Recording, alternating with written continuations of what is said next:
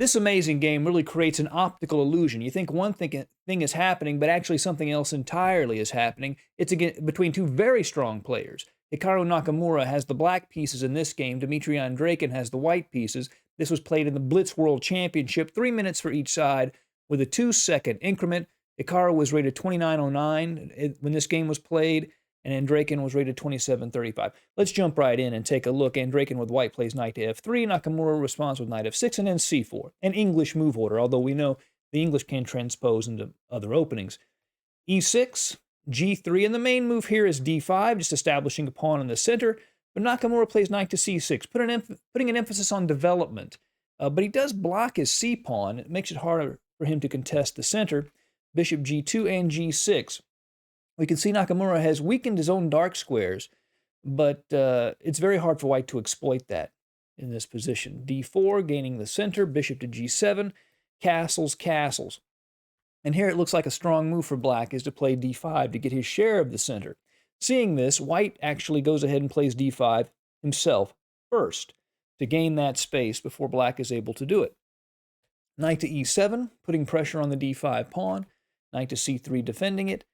d6, and now e4. And white has a very nice space advantage in the center, and Dmitry Andreikin can be very happy at how his opening has gone against Hikaru. Pawn takes pawn, c takes pawn, and white has a lot of potential play against black's queen side, and this pawn on c7 is on a half-open file. It's backwards, so white has a really strong position here. Bishop to g4, h3, bishop captures f3, queen takes f3. Now, white has added the two bishops to his advantage, and black is going to have to find a way to get counterplay very, very quickly. He begins with knight to e7. He wants to exploit the dark squares, get the dark squared bishop at g7 active. A knight can jump into e5 or even c5 later. He's got to find activity or he will get in a boa constrictor and just squeezed. Queen to e2 and now f5. Now, this undermines white's center. The only problem with it is it makes black's king a little more vulnerable, and also it weakens the e6 square. That's the only problem with f5. It does give counterplay, though. Bishop to g5, pinning the knight. Bishop to f6.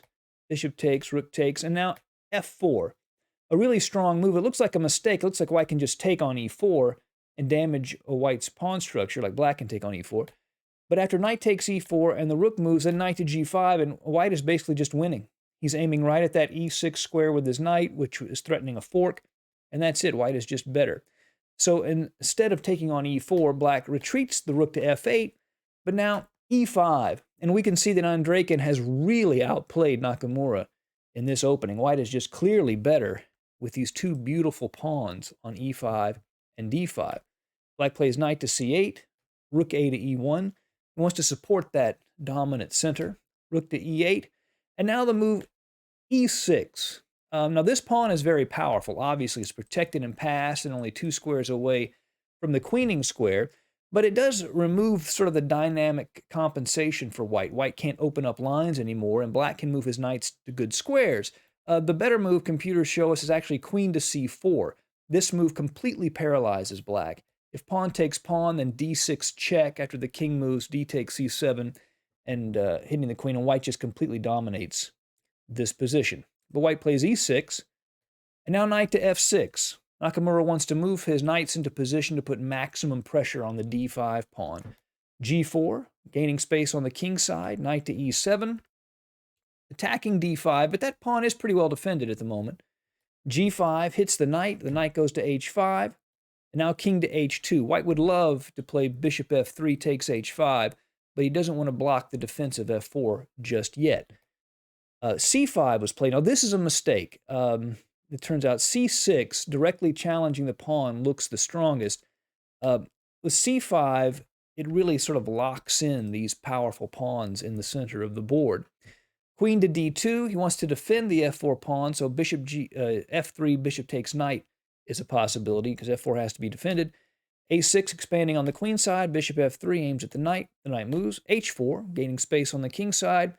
Queen to a5, a3, just in case this knight moves, the pawn won't be hanging on a2. b5, continuing to gain space, and rook to h1. He wants to move the king out of the way and use the rook and the bishop to advance and open up the h-file. Andreikin's position looks dominating at the moment. b4, knight to e2. The knight is kicked, but it moves into a more aggressive position. Rook a to b8, threatening to take on a3 and open up that b-file, gaining activity for the rook. King to g3 and c4. Hikaru continues to advance his own pawn majority. h5, g takes h5. If he takes with the knight, you get something similar to the game. Bishop h5, gh5, rook h5. Now, we begin to see the illusion I talked about at the beginning of this video. It looks like white is just totally dominating, like black has no chance of winning, but that's actually not true. This position, the computers give as equal, which to my eyes, it looks like the game is nearly over in favor of white. I mean, you just dominate, you just double up, you move the queen over, the knight can go to these different squares. I mean, white's attack looks like it plays itself, but that is not the case. And black actually has sufficient counterplay here. First, he takes with the pawn, not with the knight. Now, queen to d4, aiming at the f6 square, where it just is all over black's king. The knight goes to g6, bishop takes h5, knight h5, rook h5. And again, we have a situation on the board. You double, you play the queen to f6, you play the knight to d4, and it looks like white's attack just plays itself. But first, black takes on a3. Now, you'll know what this does. This opens up this line for this rook, and that's going to be very, very important here. Rook to h1, attacking the h7 pawn. The rook to b7 to defend it. Now queen to f6, and this comes with a very serious threat. The threat is to actually take on g6 with the queen. After pawn takes queen, that would be mate. So there's a very serious threat there. So Nakamura moves that knight away to f8, also adding to the defense of h7. Now knight to d4, threatening knight takes f5. Now queen to d2. Now, it looks like after knight f5 is just over, but this queen is beginning to get a little close to that white king, and that could become a problem here. Knight takes f5, looks completely crushing, right? But this is actually a blunder. Believe it or not, after this move from Andreikin, Nakamura is completely winning this position. Black is completely winning. I mean, my mind is blown at that. Rook to b3 check. Uh-oh.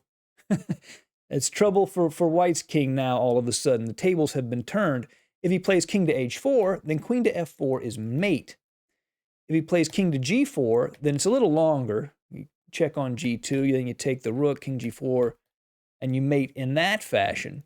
So instead, Andreikin blocks with the knight to try to delay things, but then queen e3 check, king to g4, queen f3, and now he's going to try to hide the king out at f5, maybe at least get a perpetual, but queen takes d5 check, king g4, queen f3, king f5, and now that the d5 pawn has been cleared, rook to b5 check, and that is it. All that's left is queen to e5, rook e5 check, and white went ahead and resigned in this position because after king f6, queen to f4 is mate. A real optical illusion. I would have sworn that white was completely winning that position, but as it turns out, Nakamura had more than enough compensation to have a very successful attack against Andreikin's king. Now, even after going over this great game, this comeback from Nakamura, there are still some great chess you're missing out on. To fix that problem, believe it or not, the video you're going to want to check out is right here, so be sure to tune into that for some really amazing chess. Goodbye.